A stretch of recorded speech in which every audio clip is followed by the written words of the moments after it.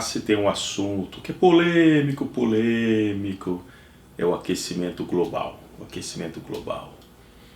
Ou aqui, mudanças climáticas. Então, já vou antecipando para você não esquecer. Lembre-se do joinha, quem está chegando no canal se inscreva. Nós vamos tratar aqui sobre a cúpula do clima e as tais mudanças climáticas, né? A questão hoje, entrando já no tema, não é mais a respeito se há mudanças climáticas ou não há mudanças climáticas, né? Esse não é o ponto. As mudanças climáticas, elas existem. O ponto em questão é se elas são causadas pela atividade humana, é a ação antropogênica, né? Nem esse papinho, né, de efeito estufa e tal, todo pesquisador realmente que se preza já não fala em efeito estufa, né, que cada vez mais está sendo contestado, né? Você não pode pegar simplesmente aquele grupo que vai lá, né, aquela organização multiglobal, aquela coisa toda. Claro, todos aqueles fazem parte da patota, né? Você tem que perguntar para os outros, né, que não são convidados ou são impedidos de publicar artigos e tal, porque a ciência hoje virou um grande couve Scott, né? Me ajuda que eu te ajudo, me indica, me cita, enfim. Então, já não se fala tanto em efeito estufa, mas se falam em mudanças climáticas drásticas. São coisas muito drásticas, emergência climática. Então, o discurso vai mudando, né? Eu acompanhei isso desde quando se falava da camada de ozônio, culpando, sabe, o CFC, enfim. Aí as coisas foram mudando à medida. A arte desse pessoal é o seguinte: à medida de década para década, quando você finalmente consegue refutar com evidências, aí eles vão mudando o discurso, eles vão adaptando. Então vamos pegar aqui, já entrando aqui no objeto aqui da nossa análise, que é uma matéria publicada dia 19 de abril de 2021 no jornal de New York Times, por uma dessas jornalistas ativistas climáticas, e essa matéria foi republicada, né, no dia 21 de abril no jornal lá da província de São Paulo, né, dos republicanos paulistas. Para quem acompanha a história sabe o que eu estou querendo dizer. Então, a Júlia escreve aqui, logo na entrada: a ciência, veja a questão da ciência. Isso é uma coisa que tem que prestar muita atenção, porque ciência é o jogo das controvérsias, da contraposição dentro do método científico para chegar a uma certa posição, né? Não é a ciência, né? Então, a ciência sobre a mudança climática é mais sólida e amplamente aceita do que se pode imaginar. Então isso aqui já é uma frasezinha daquelas de entrada, porque não tem nada sólido na ciência. Aliás, ela vem exatamente sendo reconstruída desde que o método científico foi estabelecido, uns 300 anos atrás. Então isso aqui é aquela lacraçãozinha, né? Mas algumas dúvidas específicas, assim como a desinformação galopante, podem tornar difícil separar o fato da ficção. Bom, esse é o início. E eu trouxe aqui alguns livros, o que eu acho que é sempre uma coisa muito pedante nesse tipo de matéria. Primeiro, ciência não é uma lacração específica que um consenso X estabelece como norma. Nesse livro, A Estrutura da Revolução Científica, do Thomas Kuhn, isso fica muito claro. É um livro ali do começo dos anos 70.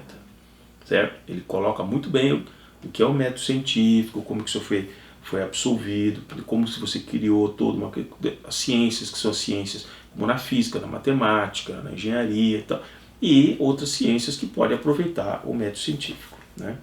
Nada é dito nesse tipo de matéria dessa fluidez do que é a ciência, que pode ser continuamente reformada. O Alexandre Coiré, por exemplo, que é um livro já dos anos 60 também, estudos de história do pensamento científico. Então ele trata muitos desses aspectos de como que você vai formular a ciência e como que se forma o pensamento científico. E esse tal de consenso que aparece aqui, ela nunca cita autores como esse aqui, o Kurt Blocher. Ela jamais vai citar. Como esse livro aqui, ó, né, que é um livro aqui de 2008, ele escreveu na verdade em 2007, publicado no Brasil em 2000, A Fraude do Efeito Estufa, né, com os argumentos dele. Ele é um cientista, mas isso nunca vai aparecer aqui. Então o que eu acho que é sempre uma coisa muito rasa, só clichês, apesar de que no subtítulo é assim, especialista tenta acabar com dúvidas mais comuns e combater a desinformação sobre o tema às vésperas da cúpula do clima de Biden. No fundo, essas matérias são matérias panfletárias, né? Que querem aproveitar o momento para fazer aquela merchandising da coisa. E aí coloca uma foto de cara aqui. Isso que eu acho que é uma desonestidade intelectual enorme. Porque não pode ser desinformação. Tem que ser desonestidade intelectual, de alguma medida. Geleira na Groenlândia, na matéria brasileira, né? Se divide ao meio, mandando 100 milhas quadradas de iceberg no Oceano Ártico. Foto da agência Reuters. E aí mostra uma foto, uma pessoa aqui, do lado de uma gigantesca vala e aquele gelo se abrindo. Bom, muito bem. Quem escreveu isso na língua inglesa sabe muito bem que o que nós no Brasil chamamos de Groenlândia, o nome é Greenland. Greenland, terra verde. Porque 1000 anos atrás, quando os escandinavos chegaram nessa gigantesca ilha, ela era totalmente verde, com árvores, com vegetação rasteira, mas abundante e tal. Como em algumas fotos você consegue ver que ainda hoje, quando tem ali o verão, você vê que tem verde, não é? O que se passa em matérias desse tipo, como uma foto assim, é que só tem geleira na Greenland. Não é verdade. Por que os escandinavos chamaram de Greenland? Porque de fato eles encontraram tanto que eles se estabeleceram ali. O fato de hoje ter um de gelo faz parte exatamente das mudanças climáticas, que é o que se questiona, como muitos desses autores aqui, como Kurt, que não é um fator antropogênico, que são outros fenômenos naturais que envolvem também a questão do aquecimento num lado, desaquecimento do outro e assim por diante. Mas aí eles continuam, as mudanças climáticas costumam ser consideradas uma previsão, veja só, as mudanças climáticas costumam ser consideradas uma previsão feita por modelos de computador complicados. Guardem essa frase. Costumam ser considerados uma previsão feita por modelos de computador complicados.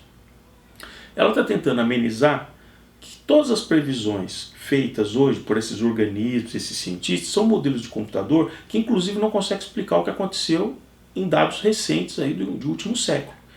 Para você aprovar um modelo matemático de previsões, você tem que fazer o backtest. Ele tem que também provar que na série de dados históricos ele é aderente àquilo. E isso não acontece nesses modelos. Mas vamos deixar mais para frente, eu vou explicar.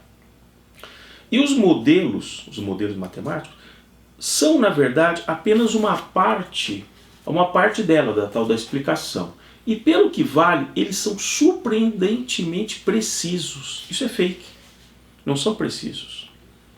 Não tem precisão nenhuma. Quando você olha os dados do passado, eles não têm precisão nenhuma. Eles erraram todas as previsões. Se você botar os dados do passado e diz, modelo, me conta o que teria acontecido. E a gente sabe o que aconteceu. Os modelos não provam aquilo. Eles simplesmente divergem das temperaturas dos últimos 100 e tantos anos. Então quando você olha para frente e diz, não, eles são muito precisos. Preciso como? Preciso como, se é uma coisa que ainda não aconteceu? Mas vamos lá. Os tais dos gases de efeito estufa, como o dióxido de carbono, a gente está falando de uma coisa que mesmo se tender, por exemplo, a quase 400 partes por milhão, e ainda ele diz, não, esses gases, mas eles exercem um controle desproporcional sobre o clima da Terra. Aí começa sempre aquela coisa assim, por que um controle desproporcional? Porque a maior parte de todo o dióxido de carbono jogado na atmosfera não vem da atividade humana. 3/4 da superfície do planeta são de oceanos. Eles é que bombeiam ou retiram o CO2 dependendo da intensidade solar, se tem mais nuvens, menos nuvens, com o aquecimento da água. Quanto mais quente, mais eles liberam o CO2. Quanto mais frio, eles capturam o CO2 e aglutinam aquilo nas águas do oceano. 3/4 do planeta. E aí se diz, não, mas o que está na atmosfera realmente captura o calor. É claro que a molécula de CO2, no limite, se você colidir uma onda infravermelho nele, ele absorve aquele calor. Só que ele está ali em 400 partes por milhão. Né? Então isso virou muito mais uma profecia autorrealizável do que simplesmente uma coisa factível quando você compara com a realidade dos fatos, né? Então ele acha que uma coisa que tem 400 partes por milhão, que vai capturar parte da energia do infravermelho que colidiu com a superfície da Terra e está voltando para o espaço, tanto é que em noites sem nuvens, céu limpo, a perda de calor é muito grande, são noites frias. Por quê? Porque aquela irradiação está indo toda para o espaço, né? Só que aí tem sempre aquela coisa que assim, durante a Revolução Industrial as pessoas começaram a queimar carvão, aí começa, isso tem que ter uma narrativa, certo? Tem que ter, desde então as atividades humanas têm aquecido o planeta. Não, mas como assim? Isso é uma premissa. Isso é uma premissa. Então esse é outro erro crasso desse tipo de análise. Ele já parte de uma premissa, não, desde então as atividades humanas têm aquecido o planeta. Uma série de coisas tem aquecido o planeta. Basta, por exemplo, você ter camada de nuvens que por um certo atividade solar, uma atividade solar maior, e o Sol tem seus ciclos, essa camada de nuvens da Terra faz com que o calor fique mais aglutinado. Sem tantas nuvens o calor escapa. E atividades vulcânicas? Atividades vulcânicas também soltam uma quantidade enorme de gás na atmosfera, podem formar nuvens, podem segurar o calor. Vejam que essas atividades são atividades de um potencial em relação a atividades humanas, isso sempre aconteceu, né, na história, muito maior do que simplesmente uma atividade que tem 200, 300 anos de lá para cá, como se diz desde a Revolução Industrial. Isso é mais uma crença do que propriamente você provar com números, né? Por isso que eu digo que muitos desses cientistas que são aqui, que são levados para esses órgãos, para dar coisas, eles nunca chamam no mesmo lugar, vocês podem perceber, os caras que contestam, porque eles vão encostar os caras na parede. A quantidade de CO2 que os oceanos jogam na atmosfera é centenas de vezes maior do que toda a capacidade humana de fazer a mesma coisa em um ano com atividades queimando hidrocarbonetos. Simplesmente porque a superfície da Terra, 3/4 são de oceanos, quem controla a temperatura dos oceanos é o Sol. Se não fosse assim, o El Niño e Laninha no Oceano Pacífico, essas pessoas não mostram que o Oceano Pacífico ele cobre 1/3 da superfície da Terra. Só o Oceano Pacífico. Por isso que na região do Equador, no Oceano Pacífico, dependendo da intensidade dos ciclos solares, alguns graus de temperatura a mais na superfície do Pacífico gera bilhões e bilhões de toneladas a mais de vapor de água que sobem para a atmosfera e muda todo o clima do hemisfério sul, que é alternando Laninha e El Niño. Veja que é um fenômeno que não tem nada a ver com a atividade humana e ainda assim é desprezada nesse tipo de análise, né? Aí eu acho interessante que sempre as premissas são colocadas sutilmente à medida que a matéria vai seguindo adiante. Então tem um parágrafo que diz: sabemos que isso é verdade. Assim, ela já coloca uma premissa anterior e mais para frente diz: sabemos que isso é verdade, ou seja, o aquecimento causado pelos homens desde a Revolução. Sabemos que isso é verdade graças a um impressionante corpo de evidências que começa com medições de temperaturas feitas em estações meteorológicas e em navios a partir de meados do século XIX. Isso é muito impreciso, porque o que eles sonegam aqui? Exatamente em meados do século XIX terminou um grande ciclo que vinha de 200 anos de resfriamento do planeta. Então isso é uma sutileza muito interessante. Por que o ponto de partida deles para dizer que há um aquecimento é meados do século XIX? Eles usam a desculpa que a gente começou a medir. Não, mas na verdade medições indiretas geológicas mostram que exatamente a partir desse momento há um ciclo, uma reversão do ciclo e a temperatura começa a subir. Por isso que é muito fácil você encaixar um motivo grudado numa outra circunstância que pode não ser ligada àquele motivo. Existem fatos de causa e efeito que não é porque uma coisa acontece que ela está relacionada com o fator A. Pode até ser que o fator A esteja relacionado com aquilo, mas o fator preponderante pode ser o fator B. Então, ou seja, dado que ocorre B a partir de um certo momento, aí o A também ocorre. Mas, de repente, se não acontecer o fator B, o fator A não vai acontecer. né? Então existem situações que são múltiplas variáveis que afetam aquilo e que simplesmente nesse tipo de análise passa ao largo. Quer dizer, a análise aqui é sempre assim. O pressuposto básico é o seguinte: da Revolução Industrial para cá, o homem causou o aquecimento. Então ele diz assim, olha, da Revolução Industrial para cá, o mundo já se aqueceu 1,2 graus Celsius desde 1880. Ora, mas quem disse que esse é o fenômeno? E a questão solar? E a questão solar? E a questão vulcânica? E a questão do eixo magnético da Terra, que também está se movendo? É claro que o clima da Terra ele muda. Agora, é muita presunção você está querendo travar que é exatamente... Você imagina, desde 1980, o que se usava, seja de carvão, começo de coisa, que é capaz de mudar o clima no planeta, sinceramente, vira uma religião, né? As áreas terrestres aquecem mais do que a superfície do mar. Você veja que é outra falácia. Claro que uma superfície sólida, ela absorve rapidamente e transfere calor para ela mais rapidamente do que a superfície do mar. Isso é verdade. Só que também é verdade, e isso é estudado na ciência de transferência de calor e massa, uma particularidade da física, que uma rocha, alguma coisa que é aquecido, quando cessa aquela fonte de calor, ela também se esfria numa velocidade muito grande. Por isso que muitas vezes você está num ambiente que estava muito com insolação durante o dia, um ambiente marítimo, por exemplo. Então você sentiu um calor muito intenso. À noite a temperatura atmosférica cai. Se você entrar na água do mar, você sente uma sensação de água ainda quente ou com uma temperatura agradável. Por quê? Porque a água ela absorve numa taxa de absorção, de transferência de calor mais lenta do que o solo. Por isso que ela está usando essa falácia, as áreas terrestres aquecem mais do que a superfície do mar. O que é a falácia? Porque ela sabe que a maior parte das pessoas não conhece a física de transferência de calor. Porque ela sabe que as pessoas não vão perceber que a água do mar consegue absorver uma quantidade de calor que ela não perde para a atmosfera tão rápido quanto o solo. Então, mesmo ao longo do período noturno, ela continua acumulando aquele calor, ela retém aquele calor. Se no dia seguinte vem mais um sol sem nuvens e aquece mais, a água ela vai se aquecendo décimo de grau a décimo de grau.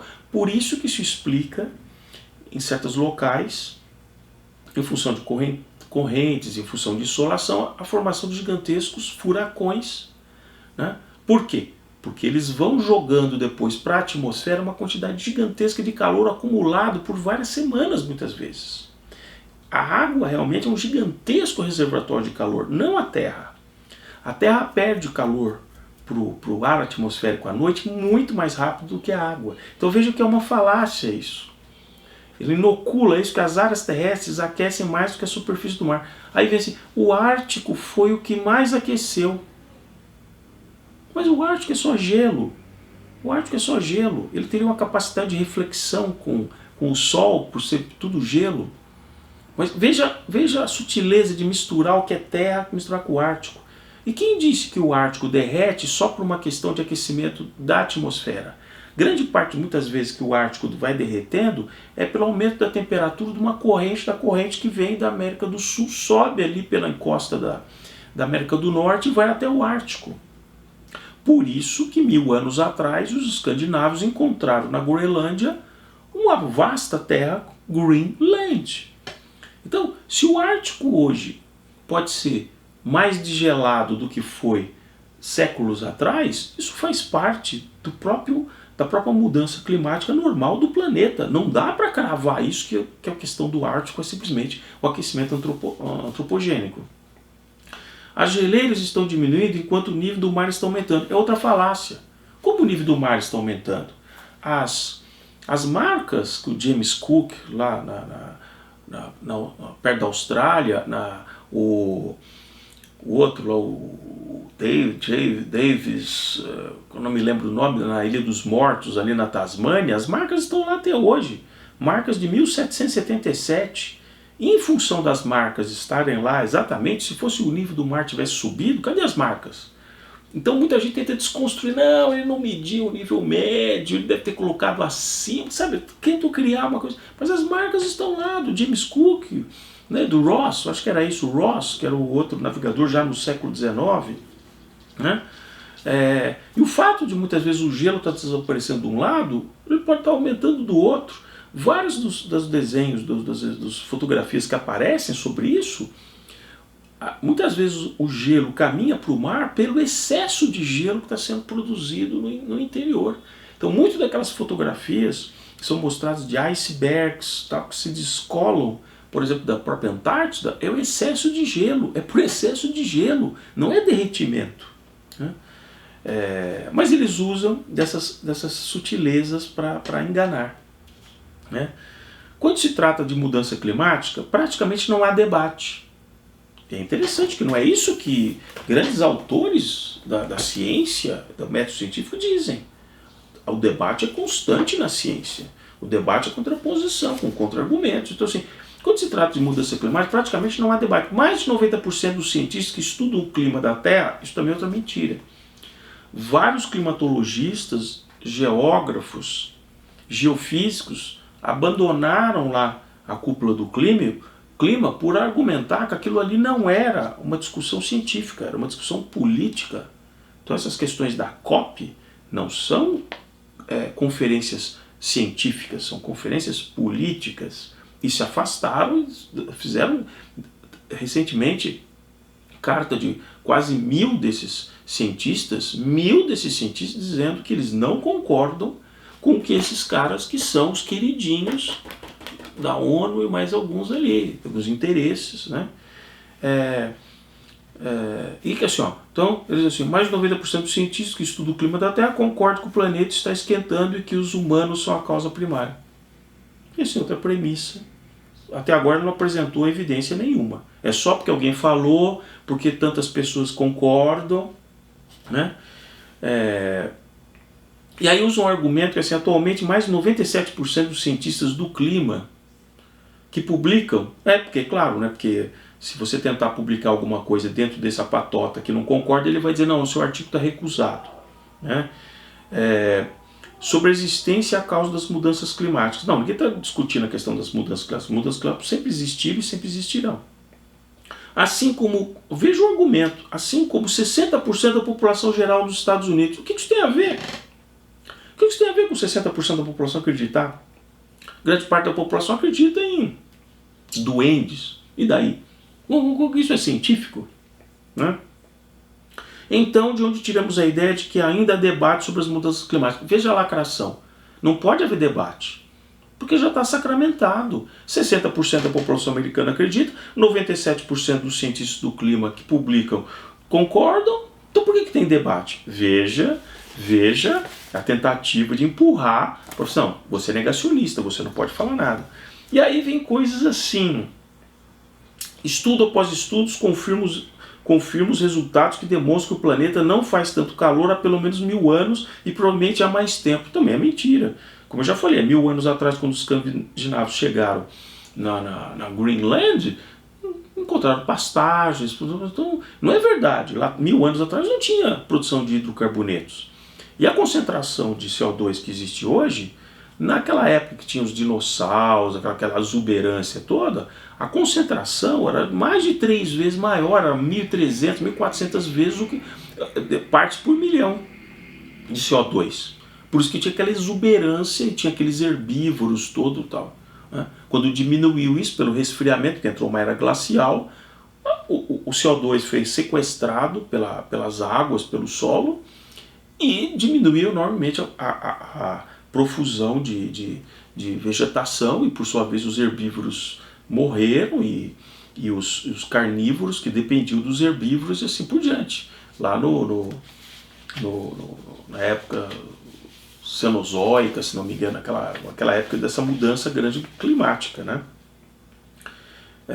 Aí tem as questões que assim, como sabemos que as mudanças climáticas são causadas pelos humanos? Aí ela tenta descaracterizar as maiores críticas são as mudanças na energia solar. Sim, o Sol é um grande bombeador de energia e ele tem ciclos. E nós, inclusive agora, a partir de 2020, entramos num mínimo solar que vai durar até começo da década de 30. Então nós vamos ver o Sol numa atividade cada vez mais fraca, no mínimo solar curto. Outra coisa que é interessante é que nenhuma dessas matérias ele cita assim, e o ciclo sinodal da Lua, que tem em torno ali de 18 para 19 anos, que afeta as marés, as correntes marítimas e afeta também a questão do clima. Interessante que eles nem citam isso, né? E é um fator que de fato é conhecido. Essa questão do nível médio do mar, esse pessoal acha que o nível médio do mar é como essa cumbuca aqui, que tem esse líquido, quer dizer, como se a água de um lado refletisse o que está do outro. Quem diz que é assim em todo o globo? Tem áreas do globo onde o mar está avançando sobre um continente e tem áreas do globo que ele está recuando. Tem áreas, por exemplo, em superfícies oceânicas, que gigantescas montanhas estão continuamente surgindo de baixo para cima da superfície oceânica.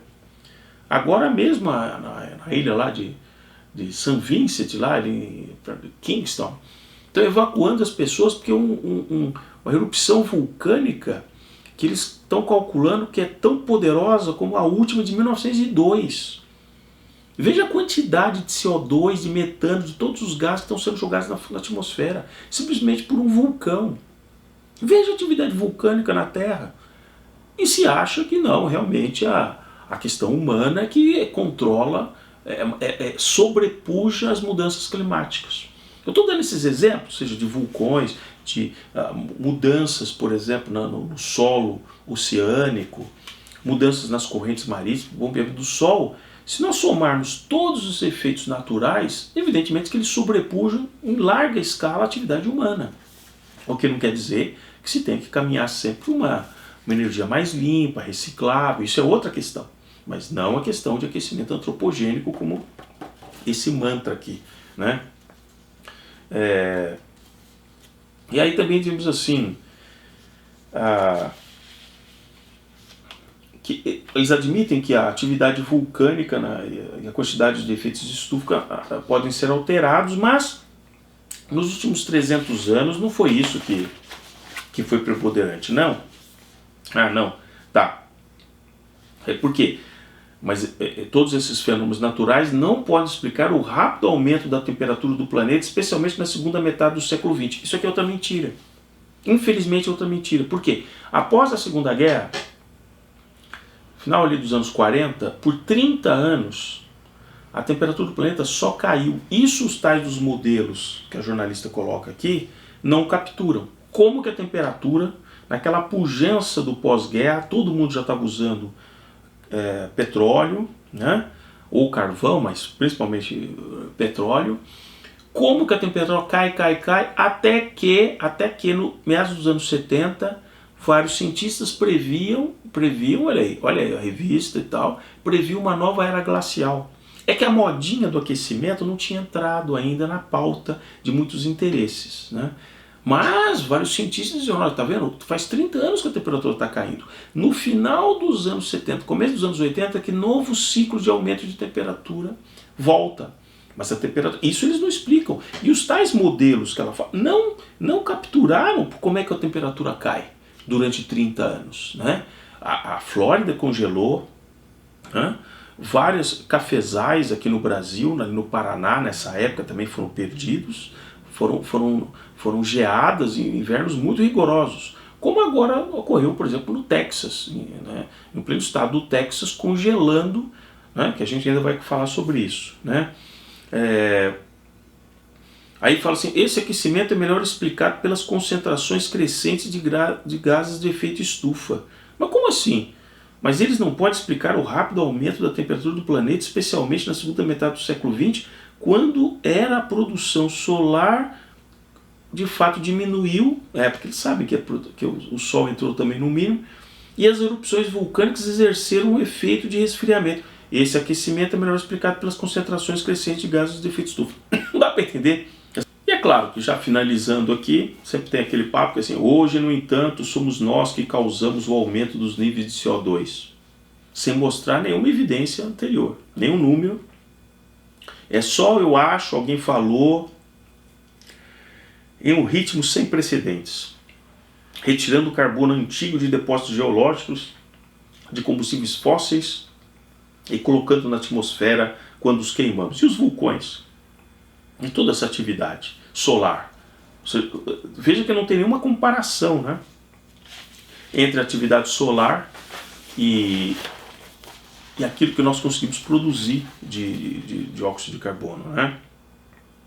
E é interessante que eles começam a entrar sempre numa contradição, porque aqui, para falar do resfriamento, né, recente que nós temos em alguns invernos muito recentes, então assim, quando uma grande tempestade de neve atinge os Estados Unidos, os que negam o clima podem tentar citá-la como prova de que a mudança climática não está acontecendo.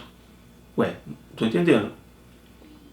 Não é evidência de que não está acontecendo? Porque vocês estão dizendo que a temperatura progressivamente está aumentando.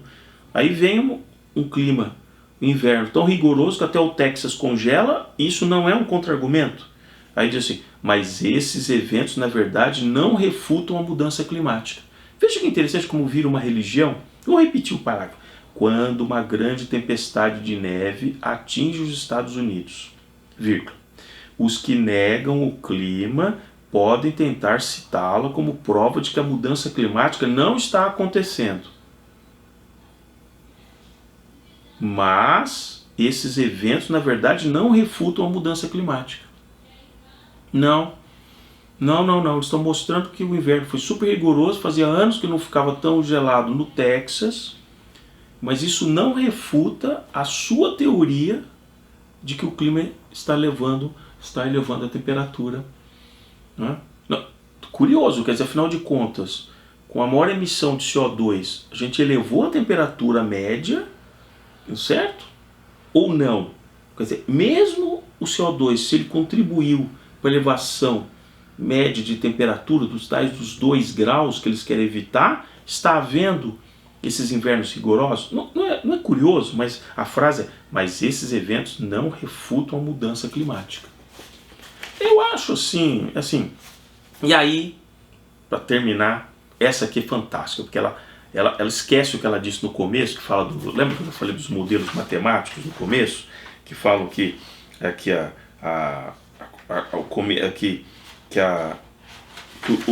os modelos matemáticos, aqui ó, as mudanças climáticas começam a ser consideradas uma previsão feita por modelos de computador complicados, mas a base científica para a mudança climática é muito mais ampla, e os modelos na verdade são apenas uma parte, e pelo que vale, eles são surpreendentemente precisos. Lá no final, ela esquece o que ela escreveu antes, e tem um parágrafo que diz assim, ó, os modelos climáticos projetam que, na década de 2040, as ondas de calor serão cerca de 12 vezes mais frequentes. Não é incrível? Não é incrível? Porque ela começa dizendo aqui que muitas vezes se coloca nessa questão baseada em modelos matemáticos complexos, que eles que estão calculando essa mudança. E chega no final, ela não aguenta dizer que os modelos climáticos projetam que na década de 2040 as ondas de calor serão cerca de 12 vezes mais frequentes. Modelo matemático. Depende das premissas que você colocou dentro do modelo matemático. É o mesmo modelo matemático que eu já citei para vocês, que se você colocar desde 1900, vamos pegar 1900, até agora, veja se ele consegue cravar as ondas de aumento e decréscimo de temperatura que ocorreram. Não consegue. Ele não pega, por exemplo, o que aconteceu de 1945 a 1975, 76 de decréscimo de temperatura. Porque o modelo está ajustado só como se fosse, porque a premissa dele, veja, a premissa do modelo matemático, de quem programou, é de que desde lá de 1850 e pouco a temperatura só sobe. Ou que vai em ondas pelo menos cada vez mais crescentes. Né? Então é muito interessante esse tipo de análise, né? Que são 10 páginas, no fundo assim, 10 páginas de matéria onde assim não mostra número nenhum, mostra só simplesmente assim, eu acredito que. Né? Então, eu estimulo vocês a estudarem questões como essa, sobre autores que tem por aí, para perceber como isso é muito mais uma tentativa de um convencimento, e por trás a gente vai conversar o que está por trás dessa tentativa de convencimento sobre o aquecimento global antropogênico. Eu não estou negando que possa haver aquecimento ou não. O que eu estou refutando é que o aquecimento é antropogênico.